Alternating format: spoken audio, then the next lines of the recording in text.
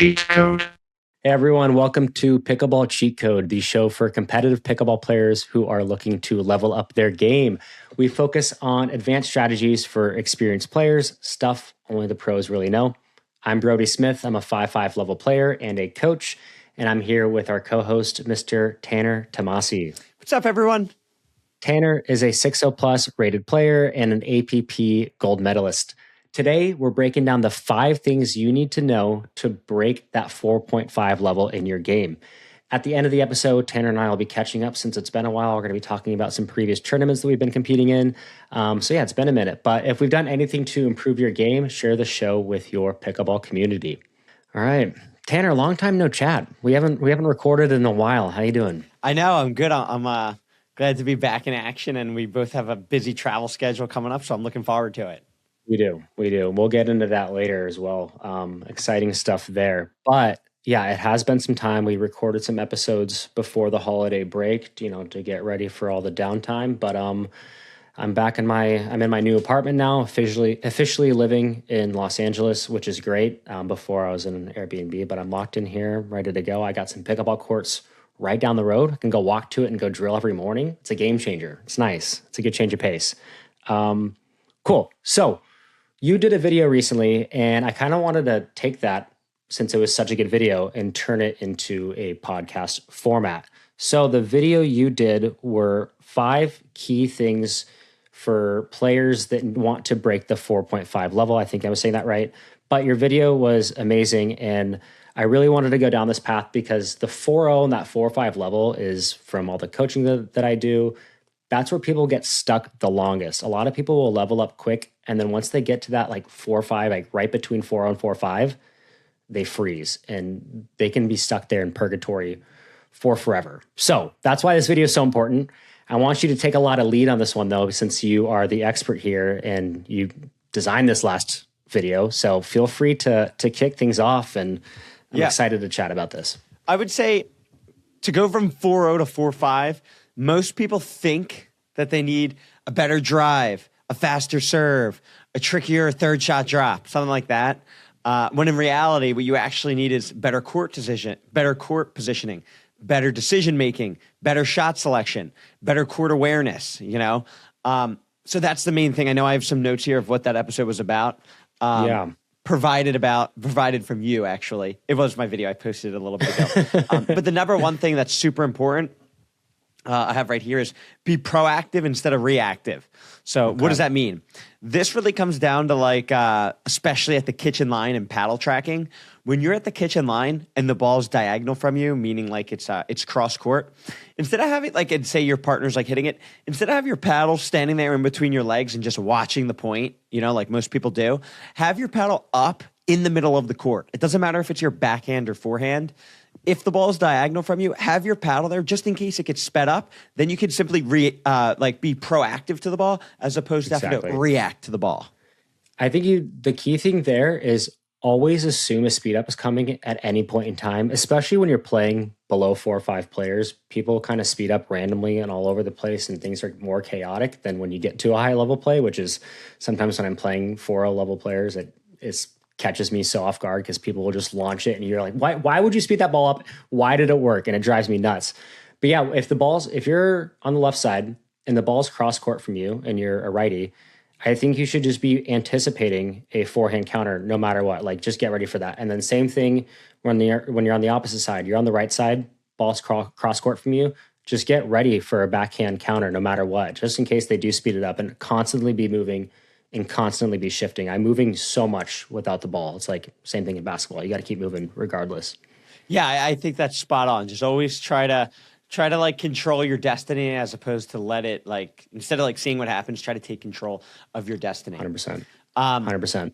Yeah, for number 2, this is a great one. I have poor third shot decisions. So I think this is something that people really struggle with. Like I said, when you're a 4.0, you have all the shots. You just struggle using the right shots at the right time. For instance, you're at the kitchen line. You have a dink off your back foot. You do a drop step. You're in perfect positioning to hit a dink, and then you launch a speed up at the back fence. You have the shot. It's just at the wrong time. Normally your speed ups are good, but your brain got the best of you. So specifically for the third shot, I think it's really important to understand that when you're hitting a third shot, drive/drop, there's two instances for both. Two instances when you should drive, two for when you should drop. I'll cover them real quick. So if somebody hits a really good return to you, we'll do the drive first. Say somebody rips the return and you're off your back foot. You don't want to try to drop a ball off your back foot. Yeah, you should try to drive it and then drop the next one. Same exact thing. If somebody hits a short return that bounces high, say at about like thigh high or higher, you want to drive that ball because you want to apply pressure. You're stepping into the court. You're going to make the opponents feel your wrath. Yep. Yeah, the other thing too that I see is the most common mistake is that when you do get that short return and it stays shallow, people try to drive that shallow ball and there's no margin for error. So if it bounces really low and it's like a really dead weak return and it doesn't bounce high, people try to drive that all the time and it goes flying and it goes out or it goes in the net. Every single time. I could tell right when I wind up, I'm like, yeah, this ball's not going to work. So those ones that you're creeping into the kitchen and they do hit a really bad return that doesn't bounce high, just drop that in the kitchen and then work in. But yes, if it is high, let it rip. And then when you do get pushed back, let's say I'm on the left side and they hit an amazing cross-court return and I want to drive it. Should I be driving that straight on or cross-court? What would make the most sense to set myself up best for my partner and I? Good question. So this is a good little rule of thumb for your IQ. I should actually write this down for a 60-second video. This is good. Brodie, don't let me forget. This will be good. So if you're ever driving the ball, depending on your partner's court positioning. So if my partner's creeping in, say I'm setting up to drive it and my partner's like halfway up to the kitchen line, I am not going to, assuming both players are like at the kitchen, nobody's running in. If somebody's running in, always hit it to the person who's moving. But assuming both are at the kitchen line, if I see out of the corner of my eye, my partner's creeping in, he's halfway up to the kitchen line, I want to drive the ball in front of me. I don't want to drive it in front of him, meaning I don't want to drive cross court. I want to drive it straight ahead because then they can go behind my partner because it's really bang, bang. I drive to them. They go behind him. He doesn't know what's happening. Where if I always keep the ball in front of me, it's going to allow my partner to react better and faster and allow him to anticipate better. Because if he doesn't want to come in at all, he doesn't have to. He or she can just stay there, right? Yeah. And then it also gives him the flexibility to take that stab and come in and apply that pressure and scare people. What about going middle, though? Do you think middle is just the safest, or do you think just straight down the line? No, I will usually I'll usually drive middle if I choose, just because there's always like some confusion. I always try to go middle. There could be confusion who takes the ball. I like to drive down the line, especially. I'll switch my game plan to this if the opponent only has a one-handed backhand. It's very difficult to handle a drive down your line with a one-handed backhand. So I'll try to drive the ball like outside of their body, and that's really effective. Love it. Love it. Well said.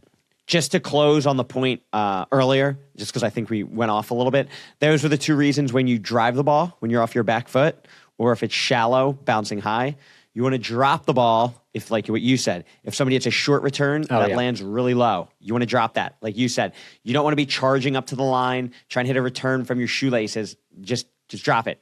The other scenario is if you hit a drop that is, or the other scenario is if you serve it, they hit a return that's neutral, meaning they just hit like a lofty return that lands near the baseline. They're able to get up to the kitchen line with ease. You know, they're not late. There's not much pressure on the ball. That's easy to just chip and follow it in. You don't need to do anything special with that. Agreed. Quick pulse check. I always like to ask yourself and another player, since the game's always changing literally on a monthly basis now, what's your drive drop percentage on thirds? Like how many are you dropping? How many are you driving? That's a good question. I think definitely the ball does depend. With a lifetime ball, it's faster. That's what they use in the PPA. I definitely drive and drop probably more than 50%. I'd say 7 out of 10 times. Drive the first, drop the second. With the Franklin ball, I would say maybe it's more 50-50. It really depends on like how I'm feeling that day. If my drops are on, I'm going to drop. But if I'm feeling a little iffy, drive drop is almost always safe. I know for me especially, I prioritize spin. So I get the ball really low over the net. So I almost never get punished on them handling my drive. But if I'm just cranking it without spin right at their chest, you're going to get punished. Always get it to dip. So I'd say 50% with the Franklin ball. That's how I was before that same setup. With Lifetime versus Franklin was like, mine was pretty much the same, but I don't know why lately I've been like 80% drop no matter the ball. I love my drop so much lately. I go just super high, heavy dip, and I have more errors when I've been driving lately where like I'll hit one in the net, I'll hit one a little bit long, just like not consistent, but my drops are just so consistent. I would stick with it. If you have it, do it. You know what I mean? I got it. My Western grip allows it to just plummet like an eagle, just going down for a fish that they see in the ocean. No, the lake. Yeah, that's where I'm at. That's why I love my drops. So the heavier dipping drops, the better. All right. What's next? Moving on to number 3 is speeding up with position advantage. So this one's very important, and this is what the good guys, like the top 5, top 10 on the PPA are extremely good at. People say it time and time again, especially with me being in Florida, able to practice with them. This is one of the key separators. And what does that mean? Speeding up with better court positioning. Okay. So let's pretend they hit a third shot drop. They're trying to come up to the kitchen line. Mm-hmm. I'm at the kitchen line with my partner. The better guys, like really good guys, Hayden, Ben Johns, Federico, all these guys, Alshon, Daescu, what they're doing is they're able to apply a lot of pressure with that ball. So you hit a third shot drop. Me and you are on opposite teams, Brodie. You hit a third shot drop. I'm at the kitchen line. Those good guys are almost always finding a way to attack your third shot drop and making you play in the midcourt. And the reason is we're positionally at an advantage. Since you're in the middle of the court and we're at the kitchen line, it's going to be very difficult for you to get the ball down on me, like to my feet. And it's going to be very easy for me to get the ball down on you. So right from the start of the rally, I'm up. I'm at like a 60-40 advantage because I can hit to your feet. You can't hit to mine. So I want to take that battle all day because I should win more of the points. And it makes it very difficult for you. So, I mean, from that standpoint, of course, that makes sense. But like, what's the pressure that they're applying that's more unique, that's so high level? Are they going straight, just like off the balance, out of the air, regardless, just going straight at the feet, straight at the feet, straight at the feet with heavy topspin? Simple as that? Yeah, I think what they're doing that other people don't do is like when you hit the third shot drop, whether it's out of the air or off the bounce, they're able to just hit it hard back at you. Like if it's bouncing low, they're able to hit it hard and follow up the next shot. Where players like I'm trying to work on it, people like me and you, they hit a good drop. We might, not saying they don't ever concede, but saying the opponents hit a good drop. And like I hit a softer shot, like I don't back up and hit it as hard. Where like they're just hitting every ball so much harder, where I would hit more of them less soft, so people get in more, It makes such a big difference because that's just going to change how consistently you're transitioning to the kitchen, which is half of pickleball, right? So if they're able to keep you back just 1 or 2 more points in one game or 3 more points or whatever, it makes a massive difference in the outcome of a match. And I feel like that's really hard to do. Do you think they're more effective at hitting a flatter ball towards your feet and going down at you? Or do you think they're going heavy topspin, heavy shape with a little bit less pace? Like what is more effective? Or maybe even a mix up of both? I think it's a mix up of both. If the ball's net height or slightly above, what they're very good at, what I'm trying to practice, but it's hard, is they don't hit any spin. They just like snap the ball like a missile at you. That's what I need to start doing too. And I've been noticing that more as well, as I'm always trying to like just rotate over it. But then I always do that. It slows down the ball a little bit more too. And it's not a laser beam, but I want to be able to find a way to hit that laser beam and fully extend my arm. I'm always so reliant on trying to generate topspin there. But like you said, that's what I've been thinking about lately, is finding a way just to come through and hit it flat and get a full extension of your arm, but it's hard.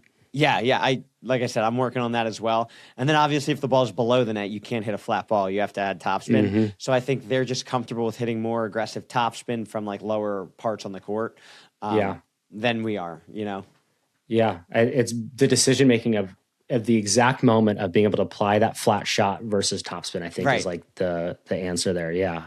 Good point. Agreed. Good point. Cool. What do we got next? Okay, this is important.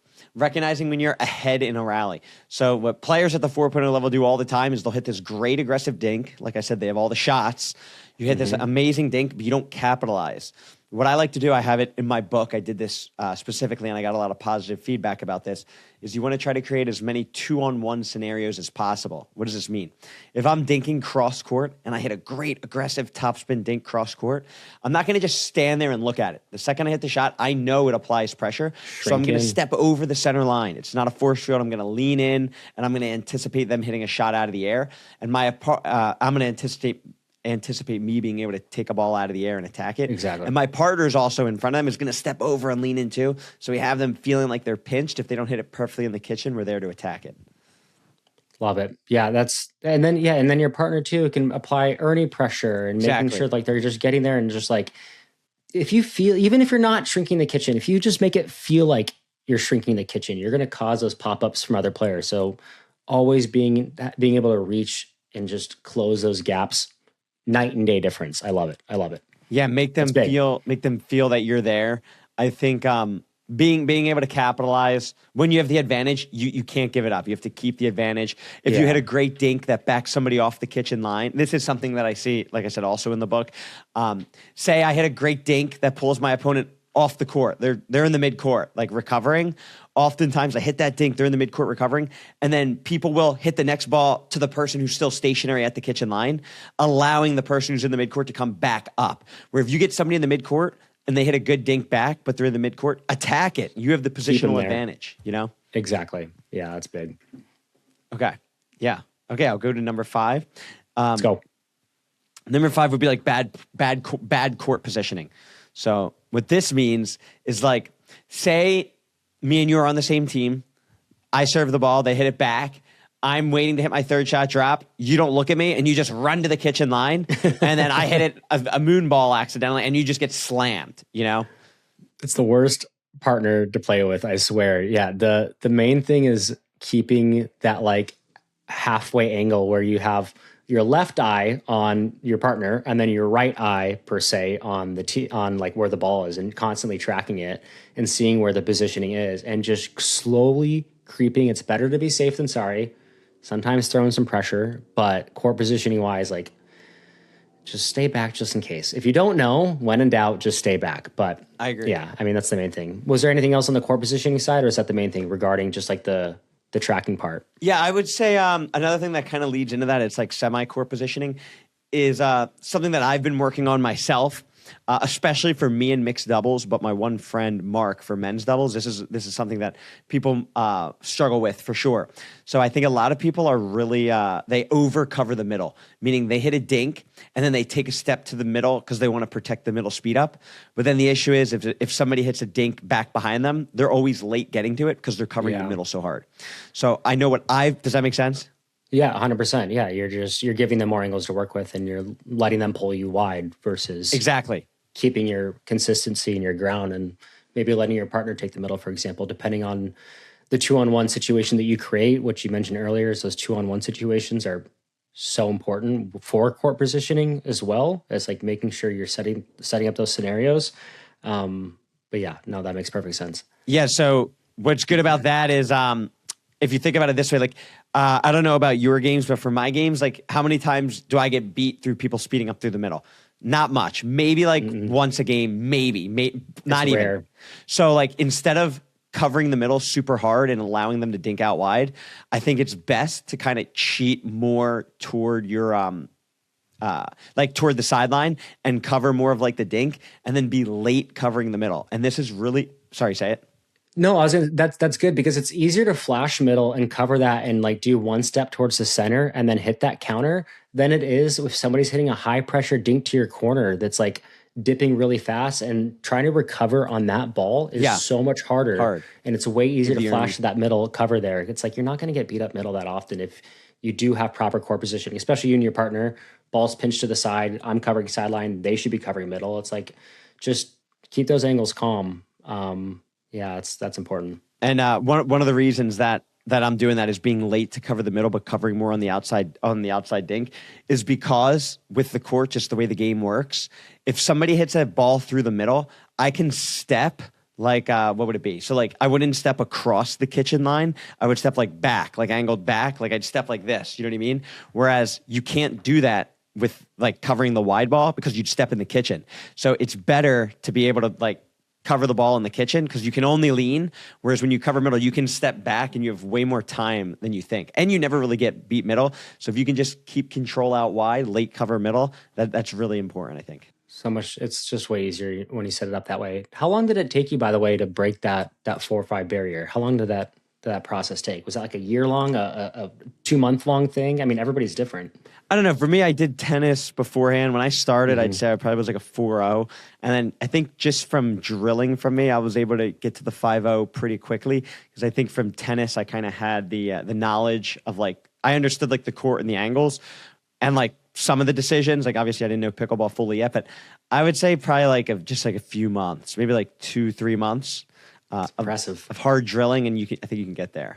That's impressive. Yeah, the hard drilling is key. I've been drilling my ass off lately, and it's been super, super helpful. So, but one of the things too is this level. I feel like for especially for 4-0s trying to get up that above that 4-5 mark is it's we say it all the time. It's the consistency part of the game. If you're not consistent and you're not like, don't focus on so many of these things and overwhelm yourself.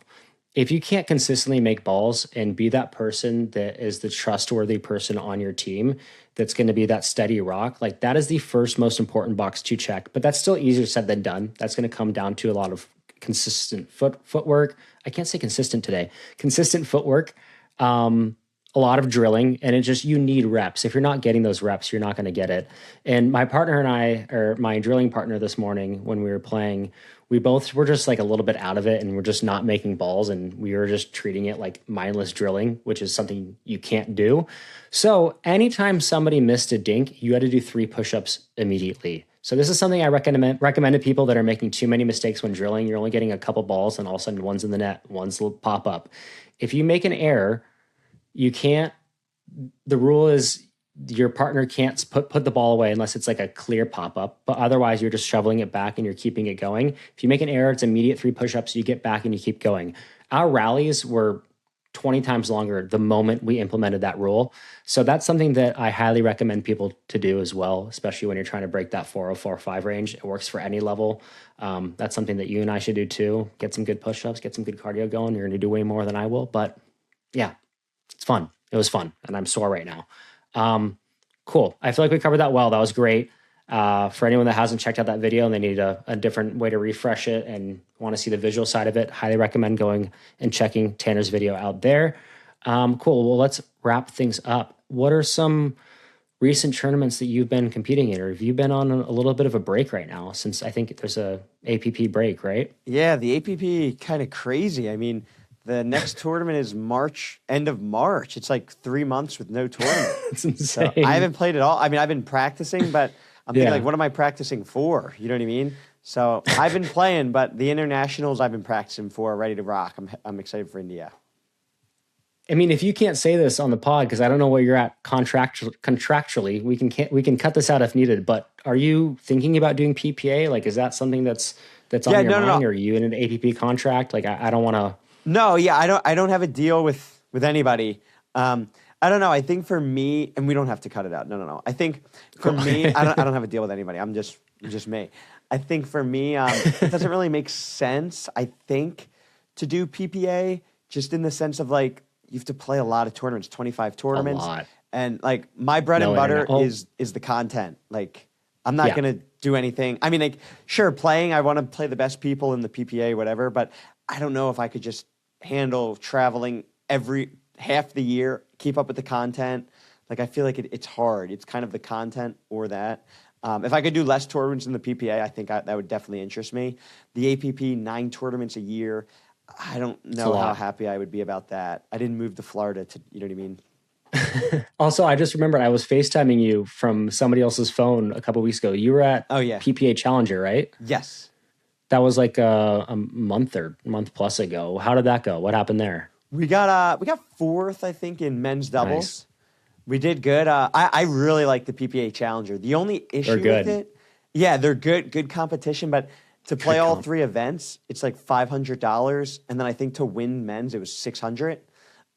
So like, what? Yeah, like $600 each. Yes, but if you're that's why local money balls are the best because of that. Local money balls are the best. Like, I'm practicing for the local money ball. They're so much fun. You get so many reps. I think just in general, wherever you are, your local money balls, even though the PPA seems enticing and APP seems enticing and doing these big events, like there's nothing more fun. I think that's what pickleball is about. Those are the events that, it's all local community based. You get, lower entry fees, way higher payouts. It's great. So I'm all about the money ball life. Yeah, the PBA Challenger, though, I love it. It was kind of like old school where it's like a ton of pickleball. Like, if you lose, the back draw starts in 3 seconds. Like, it's so good. I would play it more, but I think it was like a 56-team draw. And, like, it's hard with the hotel. And You know what I mean? Yeah. If you're flying to them, I need to like be making some, I think. Yeah, I'm only gonna do them if they're local.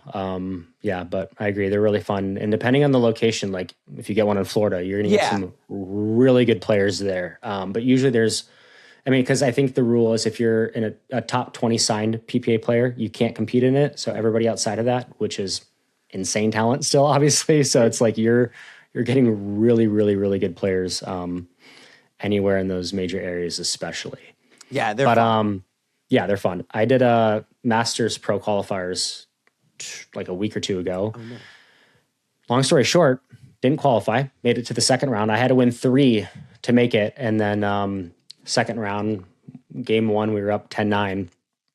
Instead of just playing steady, I tried to speed up a ball, got clapped back in my face pretty much. And then everything went downhill from there. And I realized that I got to stop speeding up off the bounce.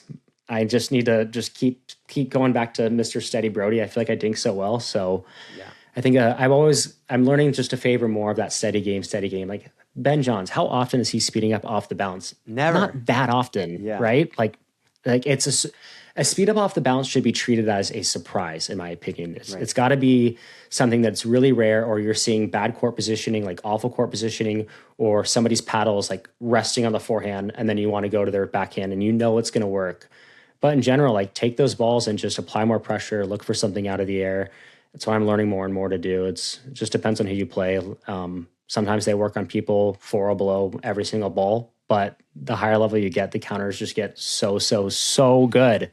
You can't do it. It's just too easy to read. So that's where I'm at. That was my biggest takeaway. And I played 2 matches and my duper dropped from a 5.8 to a 5.5. I won 1 match and lost the second. And that's how much it dropped. I need to call Tito from Duper. I'm blown away. We just talked to him on a previous episode, but yeah, whatever.